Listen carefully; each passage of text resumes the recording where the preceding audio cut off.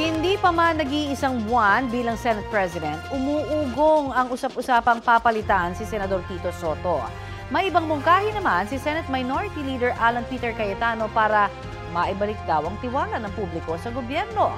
Balitang hatid ni Mav Gonzalez. Umuugong sa social media ang rigudon na naman sa Senado.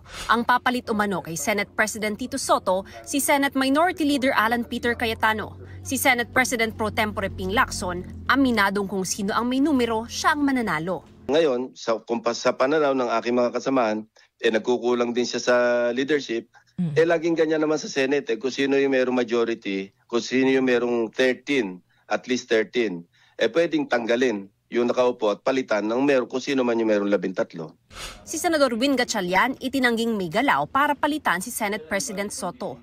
Ang Tindig Pilipinas na isa sa organizers ng Trillion Peso March, suportado raw ang kasalukuyang mayorya at tutol daw sa anumang galaw ng minority gaya ni Senador Alan Peter Cayetano na mag-take over bilang Senate President. Sa tingin ng grupo, kapag naging Senate President si Cayetano, maililibing daw ang mga anilay krimen ng mga Duterte sa isang biased at mapanlinlang na umano'y transparency.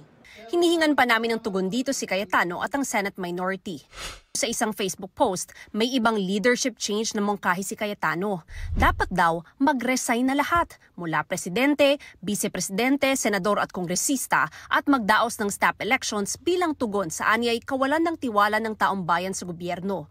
Pero hindi raw pwede tumakbo ang sinumang incumbent official sa isang election cycle. Hindi naman daw kailangan galawin ang mga gobernador, mayor at barangay chairperson.